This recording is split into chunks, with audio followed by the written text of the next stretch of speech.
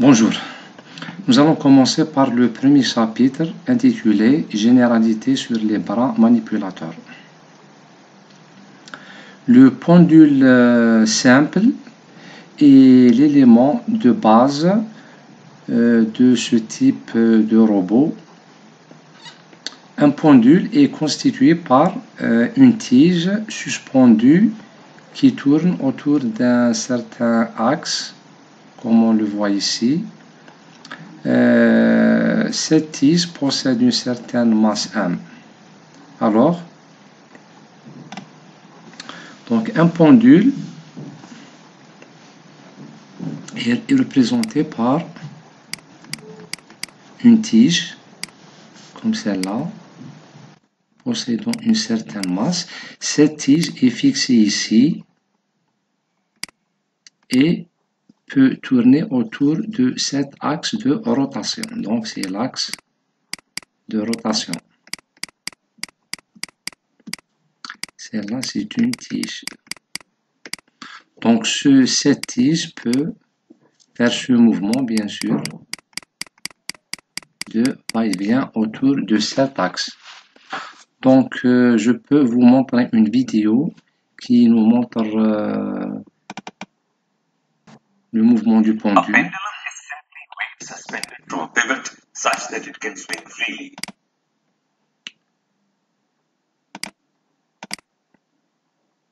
Donc, nous avons ici le pendule. Comme vous le constatez, son mouvement est périodique, oscillatoire. Il est fixé ici en un point ou l'axe de rotation et le pendule peut alors effectuer un mouvement de va-et-vient.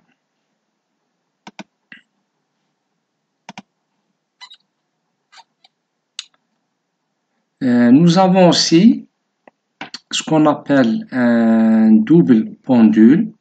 Donc ce double pendule a deux axes de rotation. Le premier axe est ici, c'est un axe fixe. Le deuxième axe de rotation, c'est un axe qui n'est pas fixé, c'est un axe de rotation, mais il est en mouvement. Comme vous le constatez, ce pendule peut faire deux angles, θ1 par rapport à la verticale et θ2 par rapport à la deuxième verticale. Et les deux tiges vont avoir deux masses, M1 et M1. Je vous montre une vidéo d'un tel système. Donc la voilà. Donc, ici, c'est un pendule simple. Et maintenant, il va le transformer en un double pendule. Donc, comme vous le constatez ici, donc c'est le mouvement d'un double pendule. Donc voilà, un mouvement lent.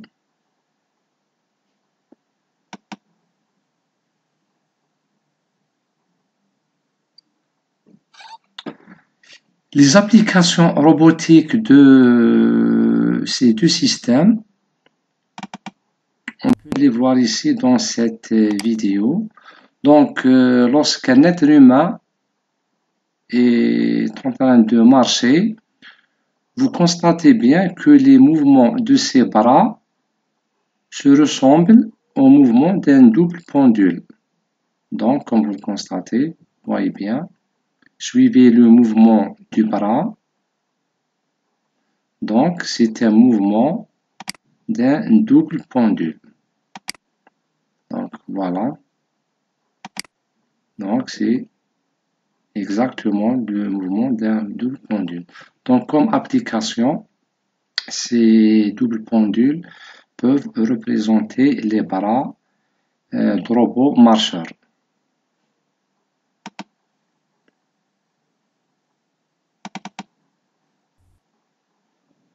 Donc ici, je vais vous montrer une autre démonstration. Le mouvement des bras, donc, c'est un double pendule. Nous passons maintenant à la notion de pendule inversé. C'est quoi le pendule inversé? C'est un simple pendule, mais il est inversé dans le sens. C'est-à-dire, l'axe de rotation va être au-dessous et la tige va être au-dessus. Comme on le constate ici, toujours nous avons une tige avec une masse M et un axe de rotation. Je vais vous montrer une vidéo qui représente ce système. Donc voilà. Donc ce système est constitué par, j'ai oublié de le constater ici, le pendule inversé. Il est constitué par deux parties, par un chariot et le pendule lui-même. Donc voilà le chariot sur lequel le pendule va se déplacer. Donc ici c'est le chariot et ici c'est la tige du pendule. Donc voilà. Donc ici le pendule prend la position de 0 degré. Donc et ce système-là permet de stabiliser ce pendule. Donc c'est ce qu'on appelle pendule inversé. Comme vous le voyez, on peut le stabiliser.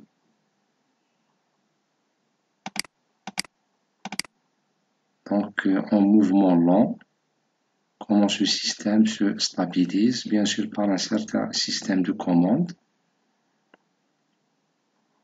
Et voilà. Donc ici, le pendule atteint sa position de stabilité.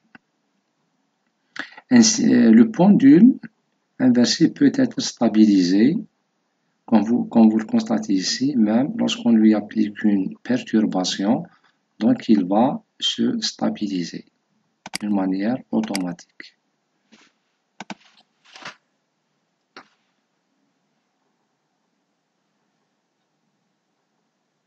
Nous avons aussi ce qu'on appelle pendule inversé. Bon, on va le voir plus tard. Bon, je vais vous montrer aussi quelques applications pratiques du pendule inversé.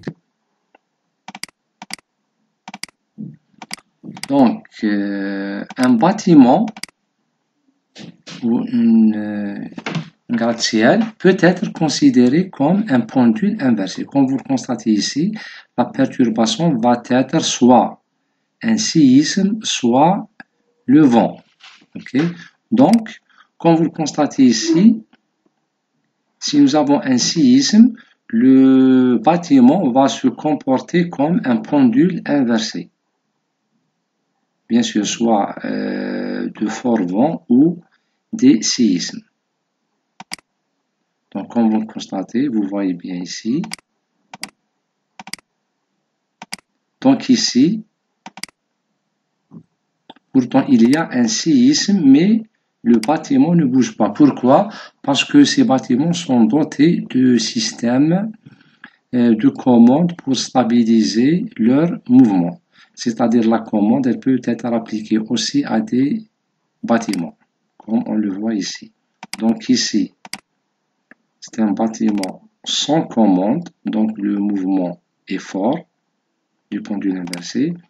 Mais ici, donc comme vous constatez, nous avons ajouté des systèmes de commande ici, c'est des ressorts ou c'est des amortisseurs qui vont permettre d'absorber les oscillations ou les chocs des séismes et comme résultat, nous aurons un bâtiment stable. Donc ici, on voit comment le système de stabilisation de ces bâtiments marche. Okay. Il est similaire au système de suspension des véhicules. Ici, c'est les détails. Une autre vidéo. Donc ici, en la présence d'un séisme, donc on remarque que ce bâtiment est moins stable que celui-ci. Donc ce bâtiment n'est pas stabilisé. Okay.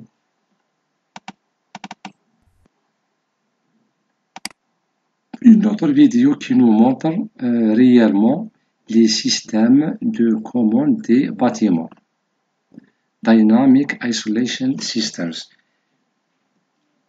Leur principe est le même principe que les systèmes de suspension des véhicules.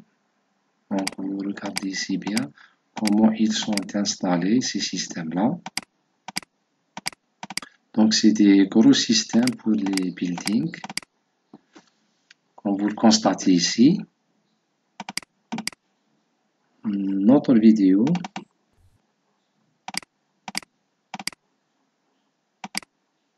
Donc ici, nous avons deux simulations de deux exemples. Donc on simule un séisme et comme vous le voyez bien, un bâtiment non commandé va se mettre en état d'instabilité tandis que l'autre il est plus stable. On peut regarder ici. D'accord? Une autre vidéo. Un bâtiment qui se comporte comme un pendule inversé. Donc ici, avec une commande et dans ce bâtiment, sans commande. Ok.